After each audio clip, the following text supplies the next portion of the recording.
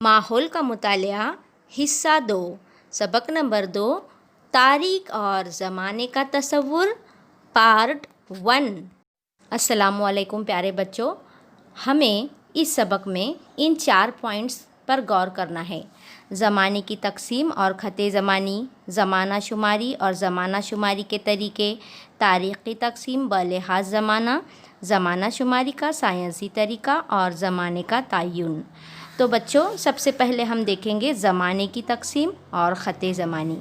प्यारे बच्चों, आप जानते हैं, पिछले सबक में आपने पढ़ चुके हैं कि ज़माने को समझने के मुख्तलिफ़ तरीक़े होते हैं। क्यों?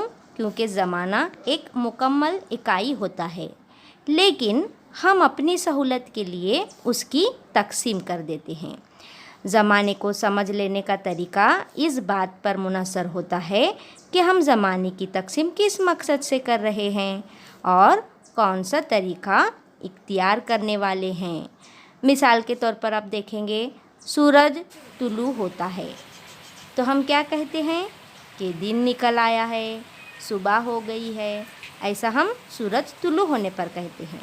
उसी तरह से जब सूरज गुरूब होता है उस वक्त हम क्या कहते हैं, दिन ख़त्म हुआ, शाम हो गई है। इस तरह जब दिन ख़त्म होकर शाम होती है और थोड़ी देर के अंदर अंधेरा फैलकर क्या हो जाती है, रात हो जाती है।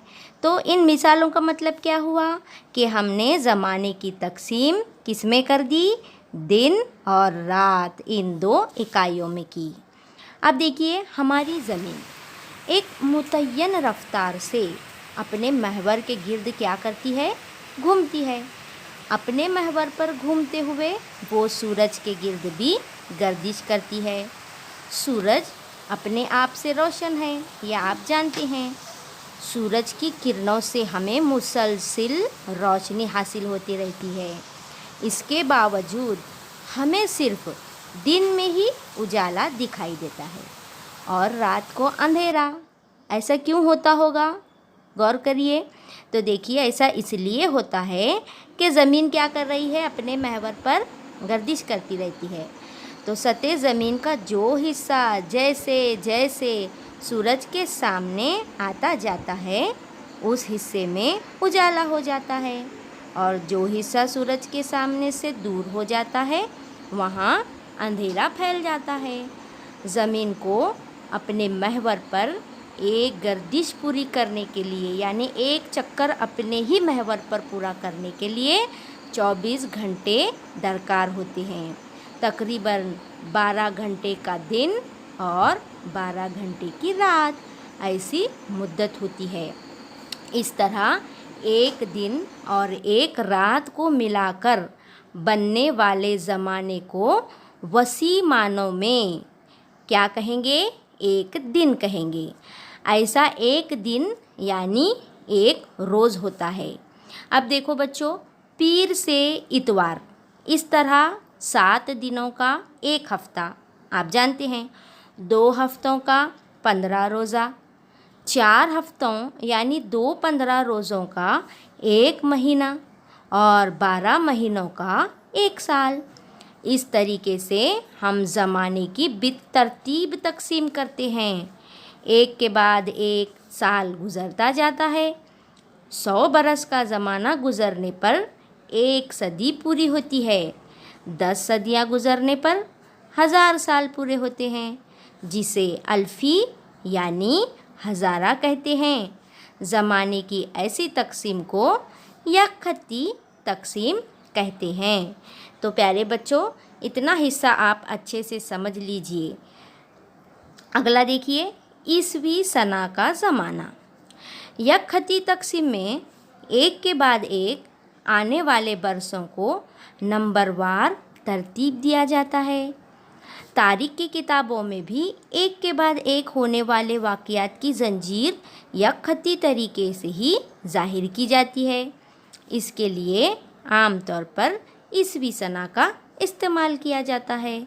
इसकी मिसाल आप इस के ज़रिए समझ सकते हैं।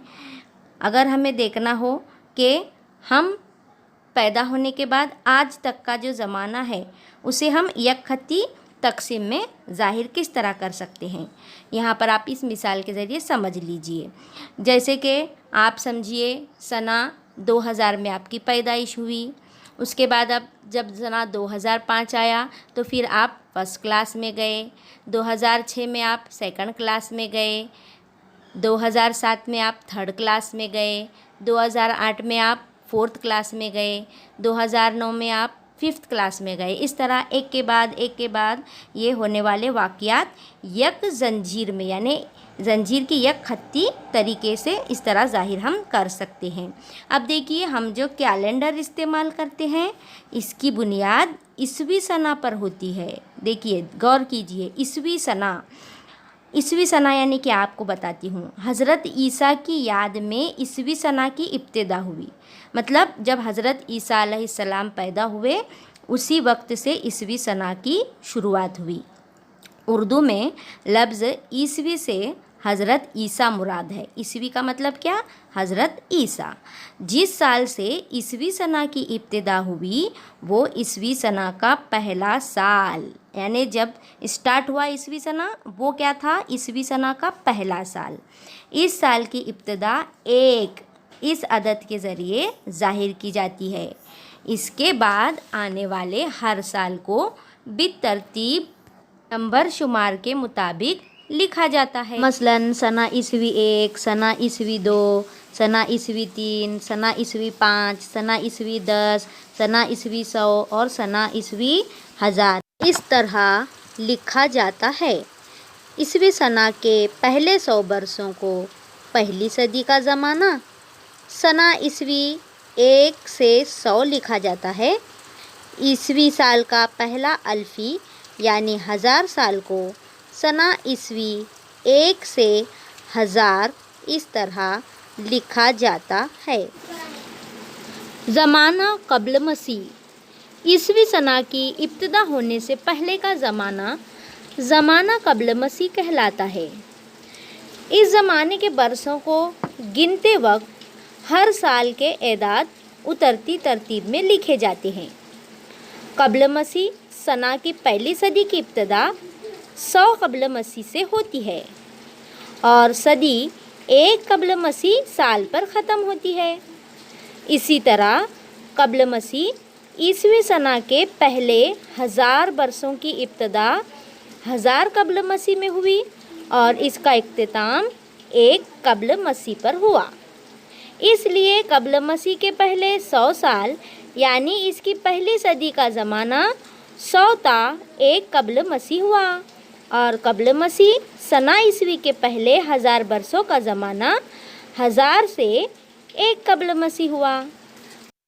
प्यारे बच्चों, आइए इसी बात को हम चंद मिसालों के ज़रिए समझने की कोशिश करते हैं। ये देखिए, ये तस्वीर है वर्धमान महावीर की।